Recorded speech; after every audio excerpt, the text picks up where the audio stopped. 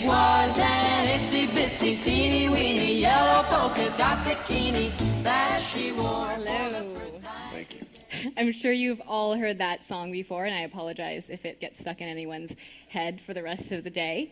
But I'm wondering if you've ever really listened to the lyrics, because until a couple of weeks ago, I had never really listened to them before, so I'd like to review some of them with you.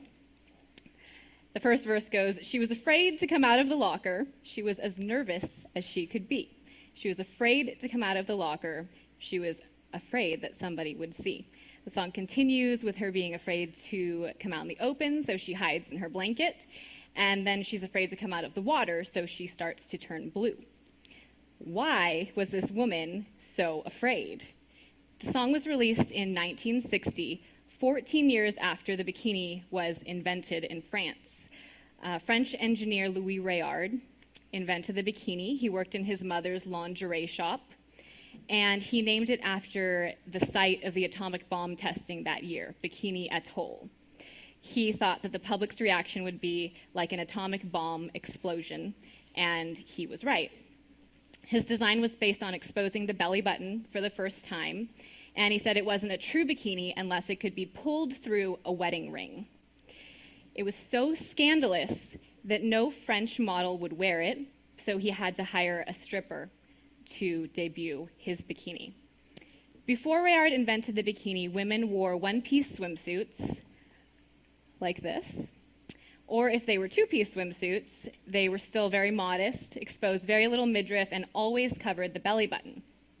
Before that, at the turn of the century, women wore these voluminous bathing costumes, and they used things called bath machines, which were like a 6x6x6 wooden or canvas hut on wheels.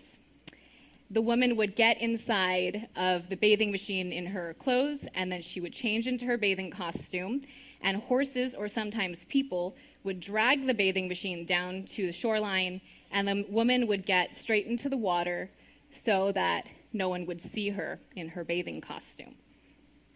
We have certainly come a long way since then, from practically wearing a house, 36 square feet, to wearing about 36 square inches of fabric.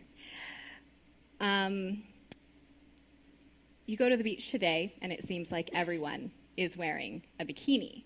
But it was not an instant hit in the United States. It was seen as a suspect garment favored by licentious Mediterranean types. In 1957, Modern Girl magazine said it was hardly necessary to waste words on the so-called bikini because no girl with tact or decency would ever wear such a thing. And one writer described the bikini as a two-piece bathing suit that revealed everything about a girl except for her mother's maiden name. Guards at the beach would measure bathing suits, and women wearing bikinis were sure to get kicked off of the beach. So it's no wonder that the girl in the song was afraid to come out of the water. With the 1960s, however, came the sexual revolution and the women's movement and the rising popularity of the bikini. Soon, no one was afraid to wear one, and in 1965, a woman told Time magazine that it was almost square not to. Last year alone, annual spending on the bikini totaled $8 billion. The popularity of the bikini has been attributed to the power of women, not the power of fashion. And a New York Times reporter called the bikini the millennial equivalent of the power suit.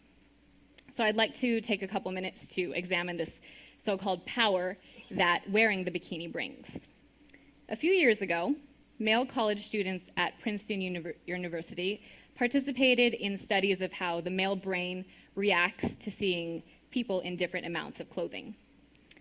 Brain scans revealed that when men are shown pictures of scantily clad women, the region of the brain associated with tools such as screwdrivers and hammers lit up. Some men showed zero brain activity in the medial prefrontal cortex, which is the part of the brain that lights up when one ponders another person's thoughts, feelings, and intentions. Researchers found this shocking because they almost never see this part of the brain shut down in this way. And a Princeton professor said, it's as if they're reacting to these women as if they are not fully human. It's consistent with the idea that they are responding to these photographs as if they were responding to objects, not people. In a separate Princeton study, when men viewed images of women in bikinis, they often associated with first-person action verbs, such as I push, I grab, I handle. But when they saw images of women dressed modestly, they associated them with third-person action verbs, such as she pushes, she grabs. Analysts at the National Geographic concluded that bikinis really do inspire men to see women as objects, as something to be used, rather than someone to connect with.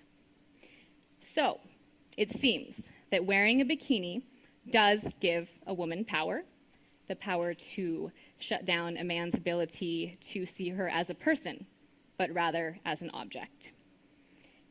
This is surely not the kind of power that women were searching for, the power to be treated as an equal, to be seen as in control, and to be taken seriously. It seems that the kind of power they're searching for is more attainable when they dress modestly. But now comes the problem of modesty. The very word modesty is often met with such disdain, especially among the younger high school crowd. I remember speaking to a group of teenagers in New York, and when I mentioned modesty, this girl yelled from the back, "What am I supposed to dress like then? A grandma?" And I was scared. But I have to admit, I thought the same thing when I first learned about modesty. I thought it meant I had to be frumpy and dumpy and out of fashion, and I imagined myself wearing dresses like this, sitting alone in my living room, never going on another date ever again, and never getting married. And I was particularly frustrated when shopping for a swimsuit when I decided not to wear bikinis anymore, because all I could find were things that my grandmother would actually wear. Instead of being discouraged, I took matters into my own hands and I designed my own swimsuit. And the first time I wore it, a few girls asked where I got it. The second time, a few more, and so on and so forth. So I decided to put my MBA to use, which made my parents so happy, and start my own swimsuit company. My goal is to disprove the age-old notion that when it comes to swimsuits, less is more, and that you can dress modestly without sacrificing fashion. My inspiration for my swimsuit line is Audrey Hepburn, who is timeless and classy and who happened to have dressed very modestly. I don't think people think of Audrey Hepburn and think frumpy dumpy and out of fashion. These are some of my designs.